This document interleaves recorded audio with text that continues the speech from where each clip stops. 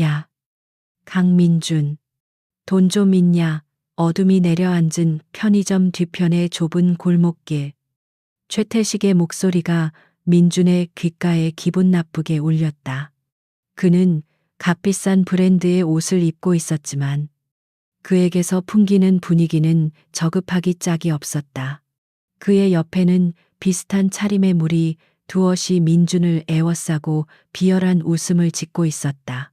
민준은 주먹을 꽉 쥐었다. 또 시작이었다. 학교에서 가장 질이 나쁜 무리로 유명한 최태식 일당은 유독 민준을 표적으로 삼았다.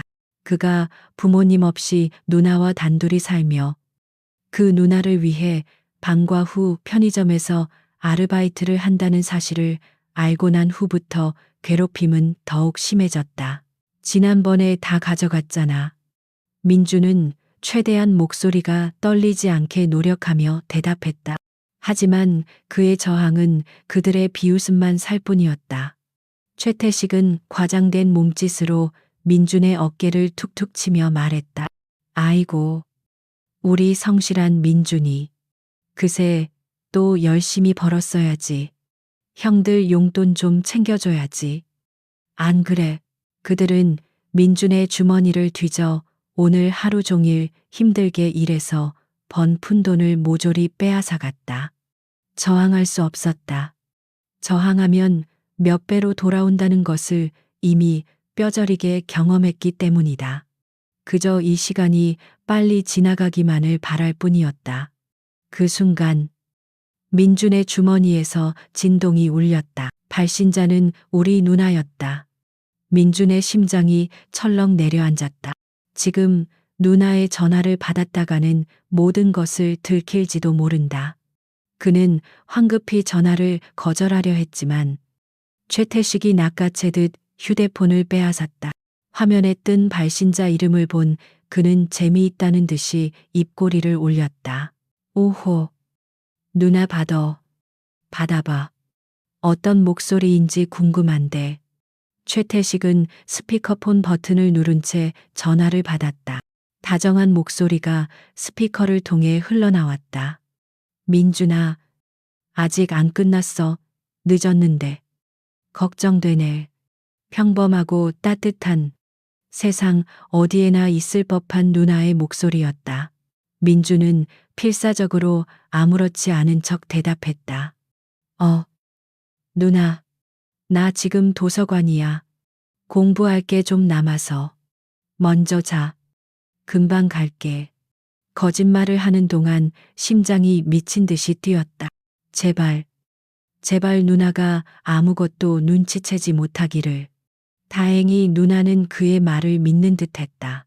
그래도 너무 늦지는 마. 길 조심하고. 집에 와서 먹게 저녁 차려놨어.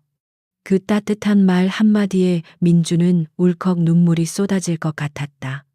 응, 알았어. 이따 봐. 간신히 대답을 마치고 전화를 끊자마자 최태식의 주먹이 민준의 복부를 강타했다. 끝. 민준은 숨을 쉴 수 없는 고통에 그대로 주저앉았다. 최태식은 휴대폰을 그의 얼굴에 던지며 차갑게 말했다. 감히 내 앞에서 시간을 낭비해. 도서관 아주 연기자가 따로 없네. 그는 무자비하게 민준을 발로 걷어차기 시작했다. 무리들도 가세하여 폭력을 퍼부었다. 고통 속에서 민준의 의식은 점점 흐려졌다. 그는 차가운 시멘트 바닥에 쓰러진 채 생각했다. 괜찮아. 이 정도는 괜찮아. 누나만 모르면 돼. 우리 누나는 평범한 회사원이야. 나까지 누나를 힘들게 할 수는 없어. 그는 그렇게 자신을 다독이며 몰려오는 어둠 속으로 정신을 놓았다. 다음 날 아침, 강유라는 여느 때와 같이 붐비는 지하철에 몸을 싣고 작은 무역회사 사무실로 향했다. 그녀의 책상은 사무실 구석, 복사기와 정수기 바로 옆에 있었다. 그곳은 오가는 사람들이 수시로 부딪히고 기계 소음이 끊이지 않는 자리였지만 유라는 단 한 번도 불평한 적이 없었다. 그녀에게 이곳은 그저 자신의 진짜 신분을 감추기 위한 위장막, 거대한 작전의 일부일 뿐이었으니까 사무실의 공기는 탁하고 사람들의 얼굴에는 월요일 아침의 피로가 가득했다. 김 부장이 커다란 서류 뭉치를 들고 나타나 유라의 책상에 소리나게 내려놓았다. 강 대리, 이거 오늘까지 정리해서 보고서 올려. 박 대리가 갑자기 휴가를 내는 바람에 일이 밀렸어. 어차피 강 대리는 약속도 없을 테니 야근 좀 하지 뭐. 그의 말투에는 무시와 조롱이 은근하게 섞여 있었다. 주변 동료들의 시선이 잠시 유라에게 쏠렸다. 몇몇은 동정하는 눈빛을 보냈지만 누구 하나 나서서 부당함을 지적하지 않았다. 유라는 그저 무표정한 얼굴로 고개를 끄덕였다. 네, 알겠습니다. 그녀의 수능적인 태도에 김 부장은 만족한 듯 콧방귀를 끼며 자기 자리로 돌아갔다. 사람들은 다시 자신의 모니터로 시선을 돌렸고 유라는 또다시 사무실의 배경처럼 조용히 묻혔다. 유라는 서류 뭉치를 정리하기 시작했다. 그녀의 손길은 놀랍도록 정확하고 빨랐다. 흐트러진 서류들은 순식간에 종류별, 날짜별로 완벽하게 분류되었다.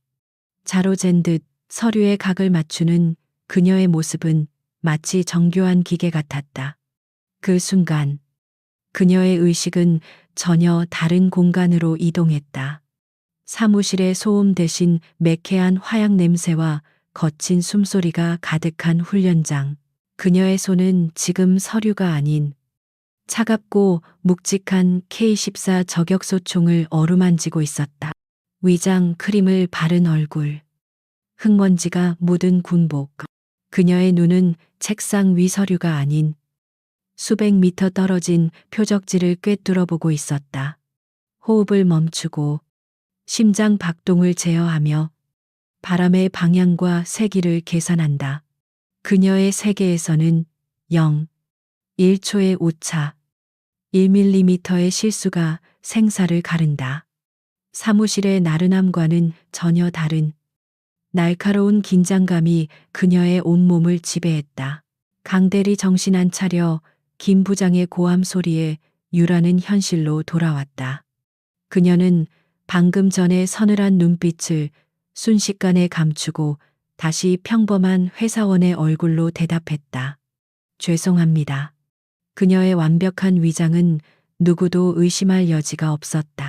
그녀가 대한민국 최정예 특수부대 707 특임대의 현역 전투 교관이라는 사실을 눈앞에 저 하찮은 부장 따위는 영원히 알지 못할 것이다. 같은 시각 민주는 학교 화장실 거울 앞에서 자신의 얼굴을 망연자실하게 바라보고 있었다. 어젯밤 최태식에게 맞은 뺨에 시퍼런 멍이 들어 있었다. 그는 어설픈 손길로 누나의 화장대에서 몰래 가져온 컨실러를 멍 위에 덧발랐다. 가려지기는커녕 오히려 더 우스꽝스러워 보였다. 결국 그는 마스크를 깊게 눌러쓰고 모자를 푹 눌러쓰는 것으로 타협해야 했다. 복도를 지날 때마다 아이들의 시선이 그에게 꽂히는 것 같았다. 최태식 무리는 보란 듯이 민준의 어깨를 치고 지나가며 낄낄거렸다. 어이, 병균 옵는다. 저리 꺼져. 그들의 조롱은 이제 물리적인 폭력을 넘어 민준을 철저히 고립시키는 방향으로 진화하고 있었다. 아무도 그에게 말을 걸지 않았고 점심시간에도 민준은 혼자 구석에 앉아 밥을 먹어야 했다. 그날 밤 유라가 야근을 마치고 집에 돌아왔을 때 민준은 이미 자기 방 침대에 누워 잠든 척하고 있었다. 유라는 피곤한 몸을 이끌고 동생의 방을 살폈다. 곤히 잠든 척하는 동생의 얼굴이 유난히 창백해 보였다. 요즘 부쩍 피곤해하는 것 같아 마음이 쓰였다. 시험 기간이라 힘든가 보네. 내일은 맛있는 거라도 해줘야겠다. 그녀는 동생의 이불을 고쳐 덮어주고 조용히 방을 나왔다. 방문이 닫히자마자 민주는 감고 있던 눈을 떴다. 천장이 희미하게 보였다. 누나의 다정한 목소리가 가슴을 파고들었다. 미안함과 서러움에 눈물이 흘렀다. 그는 소리 없이 입술을 깨물었다. 조금만 더 버티면 된다. 이 지옥 같은 시간도 언젠가는 끝날 것이다. 강한 줄만 알았던 그의 마음이 조금씩 아주 천천히 부서져 내리고 있었다. 하지만 그는 아직 몰랐다. 그의 침묵이 곧 폭풍을 불러올 도화선이 되리라는 것을. 며칠간의 소강 상태는 더 큰 폭풍을 예고하는 전주곡에 불과했다. 최태식의 괴롭힘은 돈을 빼앗는 수준을 넘어섰다. 그는 민준에게 더 굴욕적이고 위험한 일을 강요하기 시작했다. 그날 방과 후 최태식은 민준을 학교 뒤편의 인적 드문 공터로 끌고 갔다. 그는 새로 나온 고가의 스마트폰 사진을 보여주며 비열하게 웃었다. 민준아, 형이 이게 너무 갖고 싶은데 돈이 좀 부족하네. 네가 저기 시내 대리점에 가서 이거 하나만 가져와 주면 안 될까? 너는 워낙 착하고 성실하게 생겨서 아무도 의심 안 할 거야. 그의 말은 권유가 아닌 명백한 명령이었다. 그것은 선을 넘는 요구였다. 단순한 괴롭힘이 아니라 민준을 범죄자로 만들려는 악랄한 계획이었다. 지금까지 굴욕을 견뎌왔던 민준의 마음속에서 무언가 뚝 하고 끊어졌다. 그는 떨리는 목소리였지만 단호하게 고개를 저었다. 싫어. 그건 범죄잖아. 난 못해. 그의 눈에는 두려움과 함께 처음으로 선명한 거부의 의지가 담겨 있었다. 그 작은 저항은 최태식의 심기를 정면으로 건드렸다. 최태식의 얼굴에서 미소가 사라졌다. 뭐라고 내까짓게 감히 형 말을 거역해. 그는 민준의 멱살을 잡아챘다. 내 누나한테 우리가 한 짓 다 말해버릴까? 아니면 그냥 여기서 반쯤 죽여줄까? 협박에도 민준이 버티자. 최태식의 분노는 극에 달했다. 그는 일행에게 눈짓하며 민준을 근처에 버려진 공사장으로 끌고 갔다. 녹슨 철근과 부서진 콘크리트 더미가 을신년스러운 분위기를 자아내는 곳이었다. 희미한 석양이 긴 그림자를 드리우며 민준의 절망감을 더욱 깊게 만들었다. 그곳에서 자비 없는 폭행이 시작되었다. 주먹과 발길질이 비오듯 쏟아졌다. 민준은 저항을 포기한 채 그저 몸을 웅크리는 것밖에는 할 수 있는 일이 없었다. 고통 속에서 그의 의식이 희미해질 무렵 최태식은 그의 주머니에서 지갑과 휴대폰을 꺼내 비웃으며 말했다. 벌레 같은 놈. 이게 네가 반항한 대가다. 그들은 의식을 잃어가는 민준을 차가운 바닥에 그대로 버려두고 현장을 떠났다. 민준의 교복은 흙먼지와 피로 얼룩져 있었다. 다행히 늦은 시간 개를 산책시키던 행인이 쓰러진 민준을 발견하고 구급차를 부르지 않았다면 그는 정말 위험했을 것이다. 같은 시각 강유라는 사무실에서 끝도 없이 이어지는 주간 회의에 참석하고 있었다.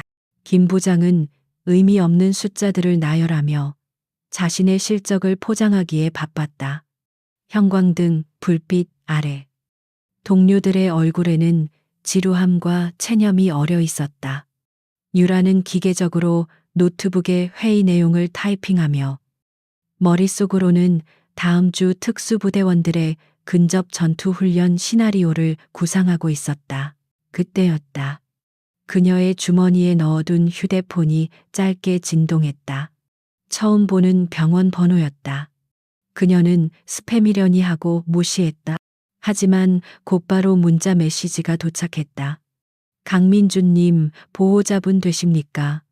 환자 응급 상황으로 연락드렸습니다. 오 대학병원 응급실. 그 짧은 문장을 읽는 순간 유라의 세상이 멈췄다. 회의실의 소음, 김 부장의 목소리, 모니터의 불빛, 모든 것이 멀어졌다. 그녀의 눈동자에서 평범한 회사원의 나른함이 순식간에 사라지고 그 자리에는 날카롭게 벼려진 칼날 같은 냉기가 서렸다.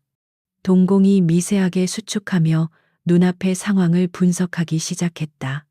감정적인 동요는 없었다. 오직 목표를 설정하고 계획을 수립하고 실행에 옮기는 특수부대원의 본능만이 깨어났다. 그녀는 아무 말 없이 자리에서 일어났다. 노트북을 셔츠 소매로 닫고 가방을 챙기는 그녀의 움직임에는 한치의 망설임도 없었다. 그녀의 갑작스러운 행동에 회의실의 모든 시선이 집중되었다. 김 부장이 당황하며 소리쳤다. 강 대리 지금 뭐 하는 거야? 회의 중인데 어딜 가? 유라는 돌아보지 않았다.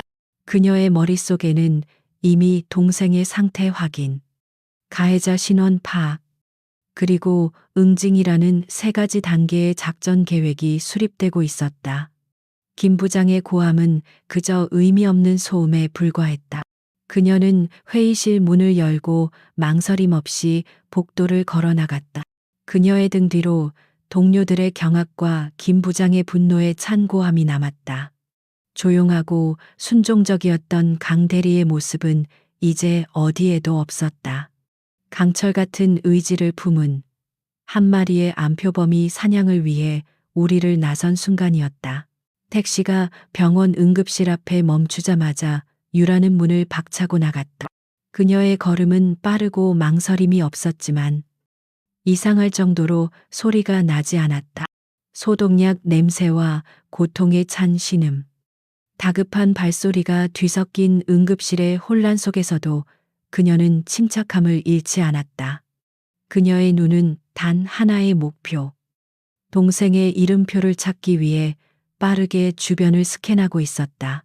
한 간호사가 안내해준 침대 앞에 섰을 때 유라는 잠시 호흡을 멈췄다. 산소 마스크를 쓴 채 잠들어 있는 민준의 얼굴은 퉁퉁 부어 있었고 여기저기 긁힌 상처와 멍 자국이 선명했다. 항상 밝게 웃던 동생의 모습은 온데간데 없었다. 의사가 다가와 엑스레이 사진을 조명에 비추며 말했다. 보호자분 되시죠? 갈비뼈 2대에 금이 갔고 뇌진탕 증세도 보입니다. 다행히 생명에는 지장이 없지만 절대 안정이 필요합니다. 유라는 눈물 한 방울 흘리지 않았다. 슬픔이나 분노 같은 감정은 이미 의식의 저편으로 밀어내고 오직 냉철한 이성만이 남았다. 그녀는 의사에게 감사를 표한 뒤 민준의 곁에 조용히 앉았다. 그녀는 동생의 엉망이 된 얼굴을 물끄러미 바라보았다. 그녀의 손이 천천히 올라가 민준의 땀에 젖은 머리카락을 부드럽게 쓸어 넘겼다. 그 작은 움직임 속에 동생에 대한 미안함과 가해자에 대한 서늘한 분노가 응축되어 있었다. 그녀는 경찰에 신고하지 않았다. 일반적인 절차로는 자신이 원하는 수준의 정의를 구현할 수 없다는 것을 잘 알고 있었다. 법의 심판은 너무 느리고 때로는 가해자에게 너무 관대하다. 그녀가 내릴 심판은 다를 것이다. 신속하고 정확하며 자비가 없을 것이다. 그녀는 자리에서 일어나 병원을 나섰다. 사냥을 시작할 시간이었다. 그녀의 첫 번째 목적지는 민준이 일하던 편의점이었다. 유라가 가게에 들어서자 아르바이트생이 의심스러운 눈초리로 그녀를 쳐다봤다. 유라는 자신의 신분을 밝히지 않은 채 침착하게 말했다. 제 동생이 어제 이 근처에서 사고를 당했습니다. 혹시 어제 저녁 시간대 CCTV 영상을 좀 볼 수 있을까요? 그녀의 목소리는 부드러웠지만 거절을 용납하지 않는 힘이 실려 있었다. 아르바이트생이 망설이자 그녀는 지갑에서 현금 몇 장을 꺼내 계산대 위에 올려놓았다. 돈 때문이 아니었다. 그녀의 눈빛, 흔들림 없는 자세가 상대방을 압도했다. 결국 아르바이트생은 그녀를 참고 안쪽의 모니터 앞으로 안내했다.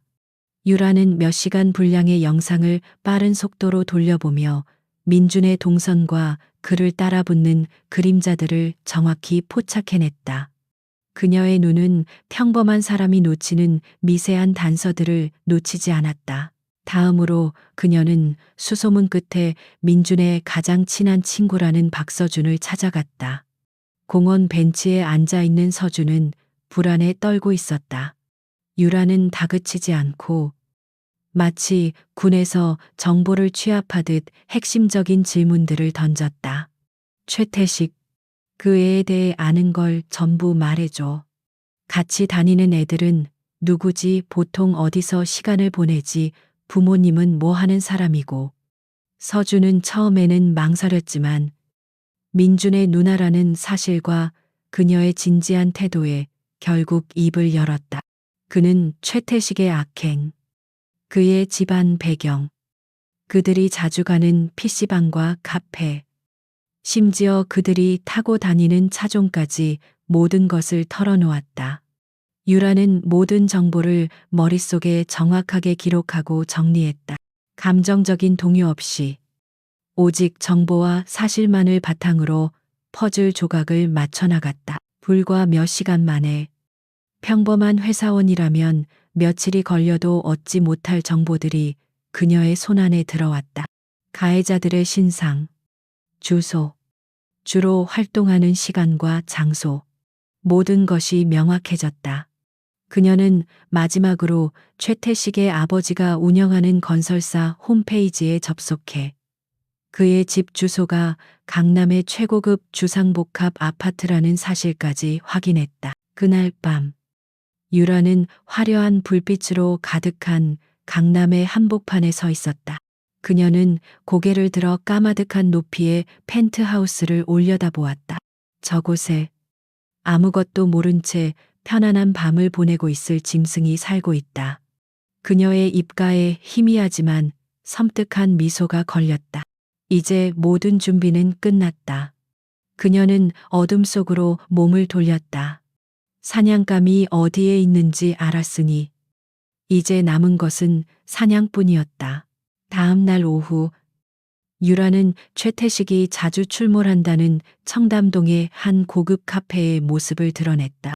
화려한 샹들리에와 대리석 바닥, 명품으로 치장한 사람들로 가득한 그곳에서 검은색 면바지에 평범한 티셔츠를 입은 그녀의 모습은 물과 기름처럼 섞이지 못하고 겉돌았다. 카페 안의 모든 사람들은 힐끗거리며 그녀를 쳐다봤다. 마치 들어와서는 안 될 곳에 잘못 발을 들인 이방인을 보는 듯한 시선이었다. 유라는 그런 시선 따위는 아랑곳하지 않았다. 그녀의 눈은 이미 창가 쪽 가장 좋은 자리를 차지하고 시끄럽게 떠들고 있는 한 무리를 향해 고정되어 있었다. 무리의 중심에는 최태식이 있었다. 그는 다리를 꼬고 앉아 거만하게 담배 연기를 내뿜으며 주변 친구들의 아첨을 즐기고 있었다. 어제 병원에서 본 동생의 고통스러운 얼굴과는 너무나도 대조적인 평화롭고 오만한 모습이었다. 유라는 소리 없는 걸음으로 그들에게 다가갔다. 그녀가 테이블 앞에 그림자처럼 멈춰서자 시끄럽던 대화가 순간 멎었다. 최태식의 친구 중 하나가 그녀를 위아래로 훑어보며 비아냥거렸다. 아줌마, 누구세요? 여기는 아무나 들어오는 데가 아닌데. 그의 말에 주변에서 킥킥거리는 웃음소리가 터져나왔다. 유라는 그를 무시하고 오직 최태식의 눈을 똑바로 응시하며 말했다. 목소리는 낮고 차분했지만 카페의 소음을 뚫고 정확하게 그의 귓가에 밝혔다. 최태식, 나는 강민준 누나다. 너하고 할 얘기가 있어. 그녀의 자기소개에 최태식의 얼굴에 잠시 놀라는 기색이 스쳤지만 이내 그것은 경멸과 조롱이 가득한 비웃음으로 바뀌었다. 아, 그 징징이 동생 누나, 그래서 뭐 치료비라도 뜯어내러 오셨나. 꼴을 보아하니 돈이 꽤 급한가 본데. 최태식은 의자에 등을 깊게 기댄 채 그녀를 마치 벌레 보듯 쳐다봤다. 그의 무리들도 가세했다. 동생이나 누나나 생긴 건 똑같이 약해 빠졌네. 이봐요. 아줌마, 여기가 어디라고 와서 행패야. 얌전히 꺼지는 게 좋을걸. 온갖 모욕적인 말들이 쏟아졌지만 유라의 표정에는 미동조차 없었다. 그녀는 그저 그 자리에 선 채 아무 말 없이 최태식을 바라볼 뿐이었다. 감정도 분노도 드러내지 않는 그 침묵이 오히려 상대를 불안하게 만들었다. 소리를 지르거나 욕을 했다면 차라리 우습게 보고 무시했을 것이다. 하지만 그녀의 침묵은 마치 폭풍전야의 고요함처럼 무겁고 섬뜩했다. 주변 테이블의 사람들도 이쪽을 힐끔거리며 수군대기 시작했다.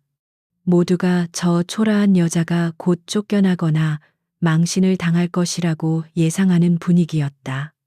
최태식은 점점 심기가 불편해졌다. 자신의 돈과 권력 앞에서 저렇게 당당한 사람은 처음이었다. 특히 자신을 깔보는 듯한 저 여자의 눈빛이 참을 수 없이 거슬렸다. 그는 담배를 재떨이에 비벼 끄며 자리에서 일어났다. 180cm가 넘는 큰 키로 유라를 내려다보며 위압적인 분위기를 조성하려 했다. 야, 내가 좋게 말할 때 꺼지라고 했다. 내 동생처럼 바닥에 기고 싶지 않으면 말이야. 그의 목소리는 노골적인 협박으로 가득 차 있었다. 그는 유라가 겁을 먹고 물러서리라 확신했다.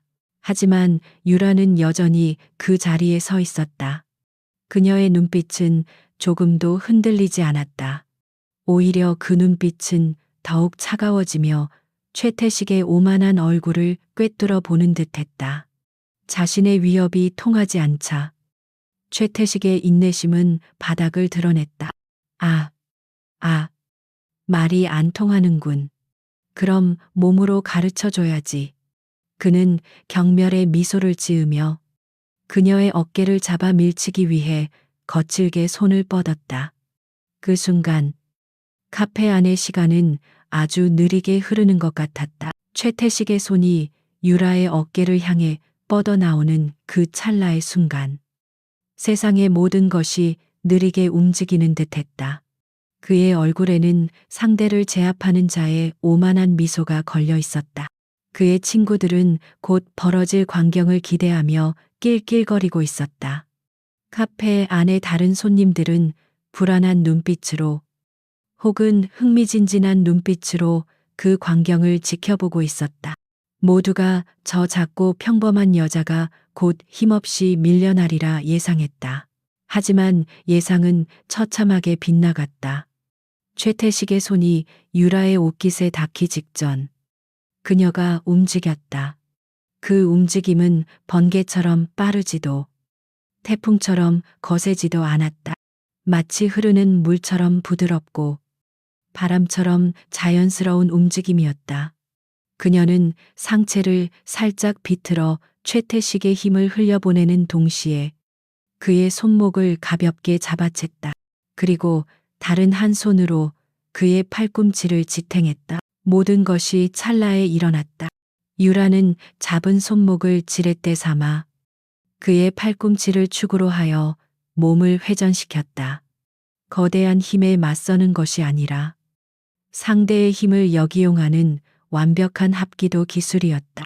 최태식은 자신의 의지와는 상관없이 거대한 원심력에 이끌려 몸이 공중으로 살짝 떴다가 그대로 바닥을 향해 곤두박질 쳤다. 으악 비명과 함께 끔찍한 소리가 카페 안에 울려 퍼졌다. 우두둑 뼈와 관절이 뒤틀리는 소름 끼치는 소리였다. 최태식은 바닥에 나뒹굴며 자신의 오른쪽 팔목을 부여잡았다.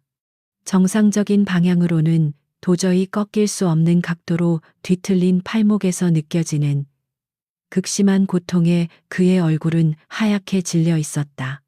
그는 고통에 찬 신음을 내뱉으며 바닥을 뒹굴었다. 카페 안은 순간 정적이 흘렀다.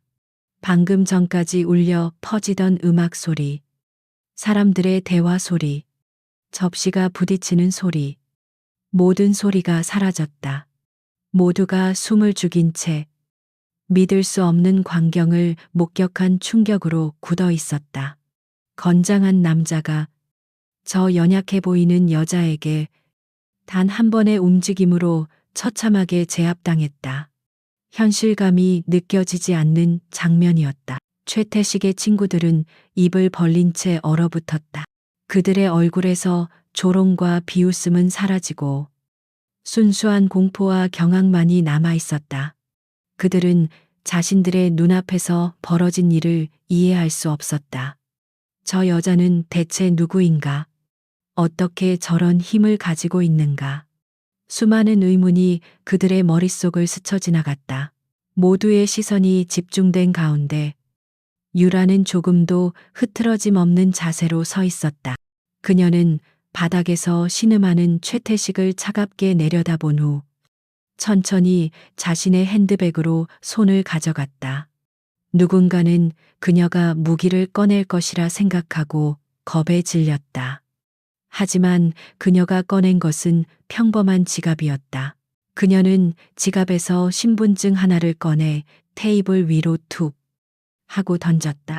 금속 재질의 신분증이 대리석 테이블 위에서 차가운 소리를 내며 미끄러졌다. 그것은 군인 신분증이었다. 늠름한 군복을 입은 증명사진.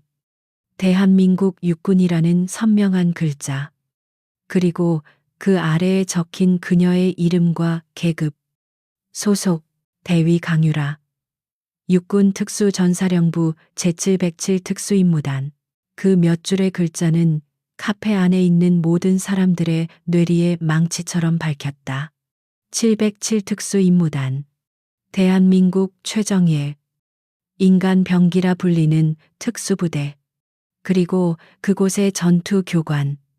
눈앞에 이 작고 평범한 여자가 나라를 지키는 가장 날카로운 검 중 하나라는 사실을 깨닫는 순간 공기의 온도가 급격하게 떨어지는 듯했다. 유라는 얼어붙은 무리들을 향해 얼음장처럼 차가운 목소리로 말했다. 그 목소리는 더 이상 평범한 회사원의 목소리가 아니었다. 수많은 훈련과 실전을 통해 다져진 사람의 영혼까지 얼어붙게 만드는 지휘관의 목소리였다. 강유라 대위, 707특임대 전투교관이다. 이제 대화가 좀 될까? 강유라 대위, 707특임대 전투교관. 그 서슬 퍼런 신부는 최태식의 마지막 남은 이성마저 끊어버렸다. 극심한 고통과 함께 찾아온 것은 감당할 수 없는 굴욕감이었다. 자신이 벌레만도 못하게 여겼던 계집애. 그것도 동생, 놈이나 자신이나 똑같이 약해 빠졌다고 조롱했던 그 여자에게 처참하게 당했다는 사실이 그의 자존심을 산산조각 냈다. 그는 부러진 팔목을 부여잡고 악에 바친 비명을 질렀다.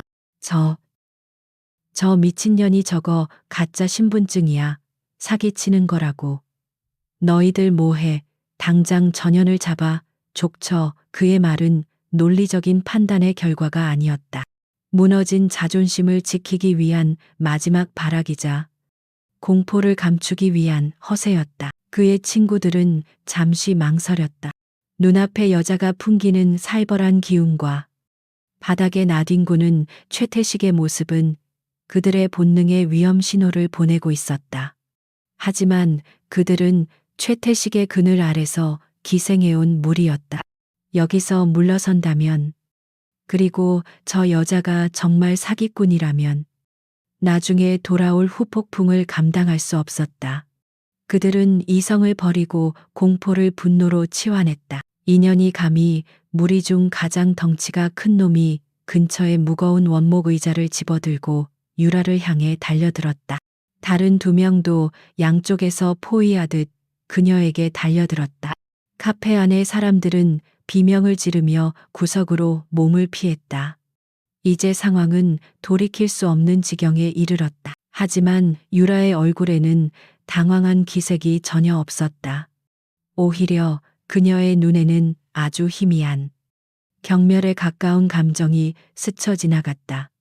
의자를 든 남자가 머리 위로 의자를 번쩍 들어 내려 찍는 순간 유라의 몸이 연기처럼 사라졌다. 그녀는 뒤로 물러서는 대신 오히려 남자의 품 안으로 파고들었다.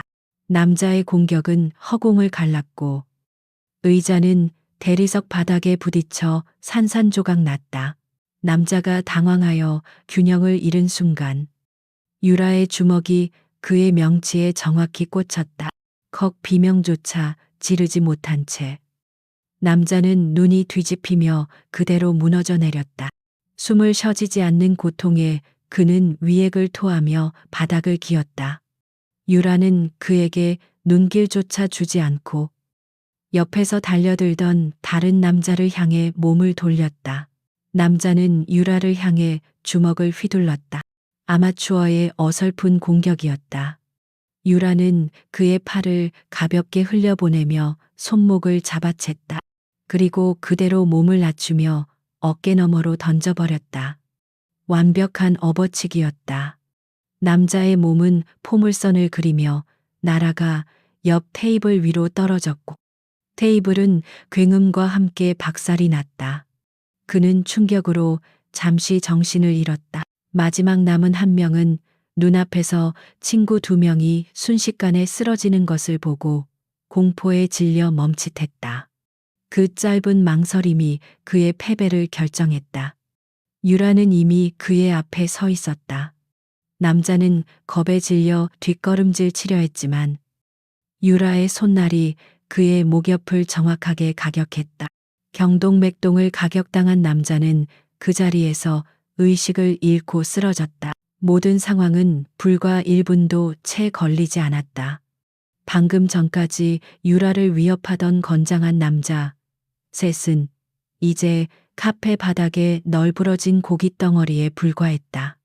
유라는 그 아수라장의 한가운데에 서 있었다. 머리카락 한 올 흐트러지지 않았고 호흡조차 거칠어지지 않았다. 그녀는 마치 산책이라도 하고 온 듯 평온한 모습이었다. 카페 안은 쥐 죽은 듯 조용했다. 모두가 이 비현실적인 광경을 멍하니 바라보고 있었다. 유라는 천천히 바닥에 나뒹굴며 고통과 공포로 울부짖고 있는 최태식을 향해 걸어갔다. 그녀의 발소리가 대리석 바닥에 또렷하게 울렸다. 그것은 마치 사형수에게 다가오는 저승사자의 발소리 같았다. 유라는 그의 바로 앞에 멈춰서서 아무런 감정 없는 눈으로 그를 내려다보았다. 물리적인 폭력은 끝났다. 이제부터는 진짜 심판의 시간이었다. 유라는 더 이상 바닥에 쓰러진 자들에게 관심을 두지 않았다. 그들은 이제 위협이 아닌 처리해야 할 대상일 뿐이었다. 그녀는 아수라장이 된 카페의 한가운데에 서서 아까와 마찬가지로 침착하게 핸드폰을 꺼내 들었다. 그녀는 110이나 119를 누르지 않았다. 단축번호 1번에 저장된 번호로 전화를 걸었다. 신호음이 2번 울리기도 전에 상대방이 전화를 받았다. 통신 보안. 이중령입니다. 군인 특유의 절도 있는 목소리가 들려왔다. 유라는 주변의 신음소리와 사람들의 웅성거림 속에서도 조금도 흔들림 없는 목소리로 보고를 시작했다. 강유라 대위입니다. 코드 시에라 707. 현 시간부로 작전 지원 요청합니다. 현역 군인에 대한 조직적 폭력 및 특수 폭행 사건 발생. 위치는 강남구 청담동. 유라는 카페의 주소를 정확히 읊었다. 그녀의 목소리는 개인적인 감정이 완전히 배제된 오직 임무를 수행하는 군인의 목소리였다. 가해자 전원 현장에서 제압 완료. 민간 경찰의 개입을 차단하고 헌병 특임대의 즉각적인 출동을 요청합니다. 그녀의 보고는 군더더기 없이 간결하고 명확했다. 전화를 끊은 그녀는 이제 곧 들이닥칠 아군을 기다리며 조용히 눈을 감았다. 그녀의 통화 내용을 어깨너머로 들은 몇몇 사람들과 아직 의식이 남아있던 최태식의 친구들은 얼굴이 새하얗게 질렸다. 헌병 특임대. 그 이름이 주는 무게감은 일반 경찰과는 차원이 달랐다. 군대 내의 범죄를 다루는 군 검찰의 직접 지휘를 받는 무서운 집단. 그들이 출동한다는 것은 이 사건이 단순한 폭행 사건이 아니라 군 관련 중대 범죄로 취급된다는 의미였다. 최태식은 부러진 팔의 고통도 잊은 채 소리쳤다. 웃기지 마. 우리 아빠가 누군 줄 알아. 너 따위 군발이 계집애 하나쯤은. 그의 허세는 오래가지 못했다. 10분도 채 지나지 않아. 카페 밖에서 날카로운 타이어 마찰음과 함께 여러 대의 검은색 차량이 멈춰서는 소리가 들렸다. 일반 경찰차가 아니었다. 번호판조차 없는 군 작전 차량이었다. 육중한 문이 열리고 완전 무장한 헌병 특임대원들이 일사불란하게 카페 안으로 쏟아져 들어왔다. 검은색 전투복과 방탄 헬멧, 소총으로 무장한 그들의 모습은 마치 테러 현장에 투입된 대테러 부대 같았다. 그들은 순식간에 현장을 통제하고 쓰러져 있던 최태식 일당을 거칠게 일으켜 수갑을 채웠다. 민간인들에게는 정중하지만 단호하게 협조를 구하며 현장 접근을 막았다. 한편 최고급 한정식집에서 대기업 임원들과 저녁 식사를 하던 최태식의 아버지 최 의원은 한 통의 전화를 받았다. 아들과 함께 있던 친구 녀석의 다급한 목소리였다. 자초지종을 전해 들은 그는 코웃음을 쳤다. 웬 미친 여자가 군인 사칭을 하나 보군. 걱정 마라. 내가 강남 서장한테 전화 한 통이면. 그는 익숙하게 휴대폰을 꺼내 강남 경찰서장에게 전화를 걸었다.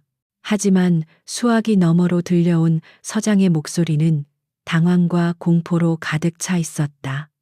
의원님, 죄송하지만 그 사건은 저희가 개입할 수가 없습니다.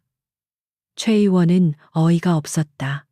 김 서장, 지금 무슨 소리 하는 거야? 내 아들이 다쳤다는데.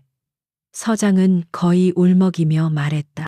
의원님 아드님이 건드린 사람이 707 특임대 현역 장교입니다. 지금 국방부 조사본부에서 직접 헌병 특임대를 보냈습니다. 이건 이제 경찰의 관할을 넘어섰습니다.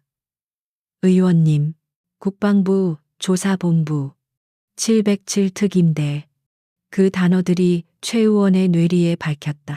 정치인으로서 그 이름들이 가진 무게를 모를 리 없었다. 돈과 인맥으로 해결할 수 있는 수준의 일이 아니었다. 아들이 건드린 것은 국가가 관리하는 인간 병기였다.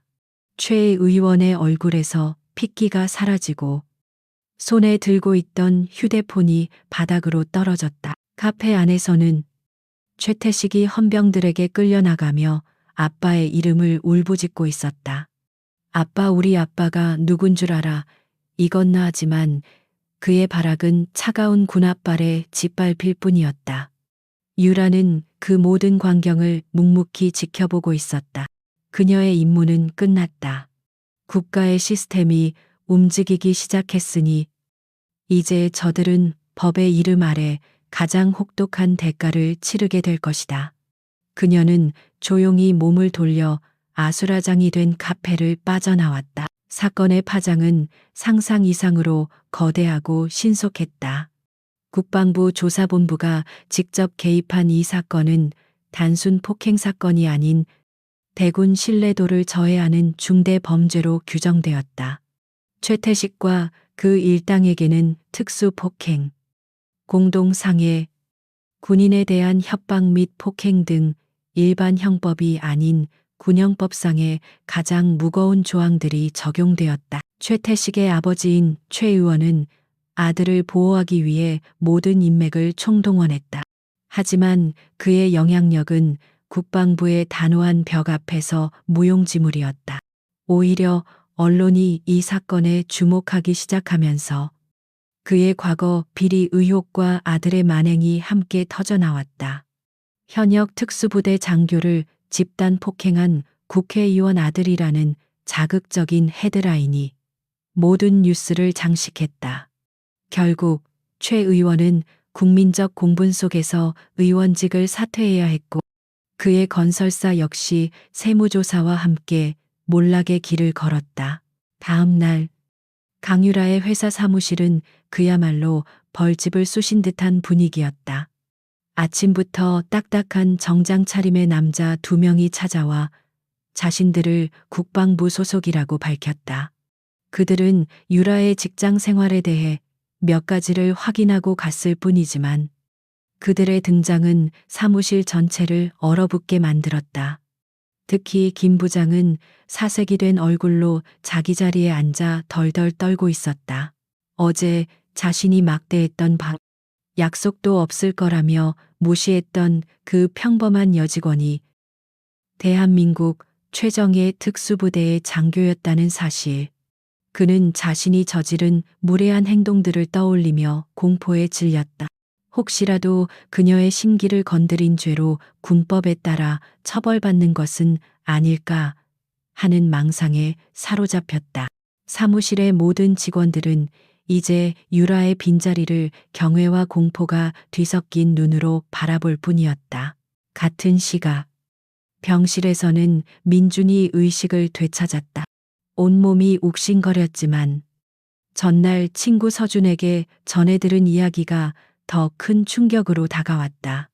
자신의 누나가 늘 평범한 회사원인 줄로만 알았던 그 작고 다정한 누나가 전설적인 특수부대의 전투 교관이라는 사실.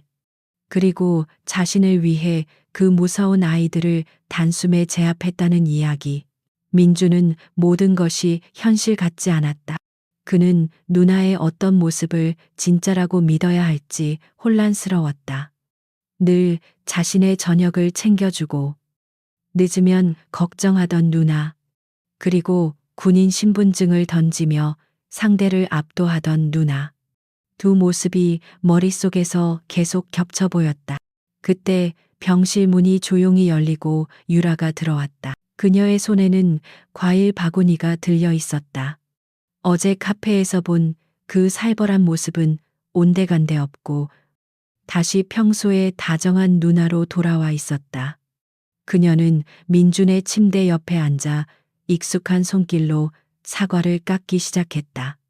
사각사각. 과도를 움직이는 소리만이 병실의 정적을 채웠다. 민준은 한참을 망설이다가 떨리는 목소리로 입을 열었다. 누나, 서준이한테 다 들었어. 그거 진짜야. 그의 질문에 유라의 손이 잠시 멈칫했다. 그녀는 고개를 들어 민준을 바라보았다. 그녀의 눈빛은 깊고 고요했다. 그녀는 길게 설명하는 대신 작게 고개를 끄덕였다. 그리고 다시 사과를 깎으며 나지막이 말했다. 미안해. 민준아. 속여서. 네가 위험한 일에 휘말리지 않게 평범하게 살게 해주고 싶었어. 그 말에 민준의 눈에서 뜨거운 눈물이 흘러내렸다. 자신을 속인 것에 대한 원망이 아니었다. 혼자서 얼마나 무거운 짐을 지고 살아왔을까. 자신을 지키기 위해, 자신에게 평범한 삶을 선물하기 위해 얼마나 많은 것을 숨기고 감내해야 했을까. 누나에 대한 미안함과 고마움, 그리고 엄청난 자랑스러움이 한꺼번에 몰려왔다. 유라는 예쁘게 깎은 사과 한 조각을 동생의 입에 넣어 주었다. 민주는 눈물을 삼키며 사과를 받아먹었다. 아삭하고 달콤한 사과 맛이 입안에 퍼졌다. 그는 흐르는 눈물을 닦지도 않은 채 누나를 보며 힘겹게 미소 지었다. 이제 그는 더 이상 누나를 약하고 보호해야 할 존재로 보지 않았다. 자신의 누나는 이 세상 그 누구보다 강하고 위대한 영웅이었다. 몇 달의 시간이 흘렀다. 계절이 바뀌고 앙상했던 나뭇가지에는 다시 푸른 잎이 돋아났다. 강민준의 몸과 마음의 상처도 시간과 함께 희미해졌다. 그는 예전처럼 밝고 건강한 모습으로 학교에 다니고 있었다. 더 이상 그를 괴롭히는 아이들은 없었다. 최태식 사건은 학교 전체에 퍼져 일종의 전설처럼 남아 있었고, 그 덕분에 학교의 고질적인 폭력 문제까지 깨끗하게 해결되었다. 민주는 더 이상 혼자가 아니었다. 아이들은 이제 그를 동정이나 호기심이 아닌 존중과 약간의 경외심이 섞인 눈으로 바라보았다. 그는 그 시선을 피하지 않았다. 누나라는 든든한 존재가 있다는 사실이 그에게 조용한 자신감을 심어주었다. 그는 더 이상 위축되지 않고 당당하게 자신의 삶을 살아가고 있었다. 어느 맑은 봄날의 점심시간이었다. 친구들과 운동장에서 농구를 하던 민주는 교문 앞에 멈춰서는 낯선 검은색 세단을 발견했다. 학생들 모두의 시선이 그 차에 쏠렸다. 곧이어 차에서 내리는 사람의 모습에 운동장은 순간 정적에 휩싸였다.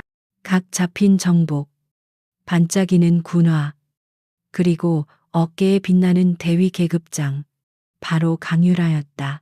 평소의 수수한 모습이 아닌 대한민국 육군 장교의 정복을 완벽하게 갖춰 입은 그녀의 모습은 그 자체로 압도적인 카리스마를 뿜어내고 있었다. 그녀는 주변의 시선은 아랑곳하지 않고 운동장 한가운데 있는 동생을 향해 부드럽게 미소 지었다. 그녀는 손에 들고 있던 작은 도시락 가방을 흔들어 보였다. 강민준, 너 오늘 아침에 도시락 놓고 갔어. 그녀의 다정한 목소리에 민주는 환하게 웃으며 달려갔다. 주변 친구들과 학생들은 믿을 수 없다는 표정으로 두 사람을 바라보았다. 저렇게 무섭고 멋진 군인이 저렇게 따뜻한 목소리로 동생의 도시락을 챙겨주다니. 그 비현실적인 광경은 모두에게 깊은 인상을 남겼다. 유라는 달려온 민준의 헝클어진 머리를 다정하게 쓰다듬어 주었다. 땀 흘렸으면 밥부터 먹어. 그러다 쓰러지겠다. 그녀의 말투는 영락없는 동생을 챙기는 평범한 누나였다. 민주는 고개를 끄덕이며 도시락을 받아들었다. 고마워. 누나. 근데 여기까지 어떻게 왔어? 바쁘잖아. 지나가는 길에 잠깐 들렀어. 얼굴도 볼 겸. 유라는 민준의 어깨를 툭툭 두드려주며 말했다. 이따가 집에서 보자. 짧은 만남이었지만 두 사람 사이에는 그 누구도 끼어들 수 없는 깊은 유대감과 사랑이 흐르고 있었다. 유라는 차에 올라타기 전 민준을 향해 작게 경례를 해보이며 윙크를 했다. 민준도 웃으며 손을 흔들었다. 검은 세단이 부드럽게 교문을 빠져나갔다. 평화가 완벽하게 돌아온 순간이었다. 오늘의 사이다 스토리 어떠셨나요? 우리는 종종 겉모습만 보고 상대를 쉽게 판단하고 무시하곤 합니다. 하지만 기억하세요. 당신이 약하다고 무시하는 그 사람이 사실은 당신이 감히 상상조차 할 수 없는 힘을 숨기고 있는 사람일지도 모릅니다. 세상의 모든 강민준과 그들을 지키는 모든 강유라를 응원하며 오늘 이야기를 마칩니다. 오늘 이야기가 통쾌하고 가슴 벅차셨다면 좋아요와 구독 버튼을 잊지 말고 눌러주세요. 여러분의 응원이 저에게는 큰 힘이 됩니다. 다음에는 더 시원한 사이다 이야기로 돌아오겠습니다. 감사합니다.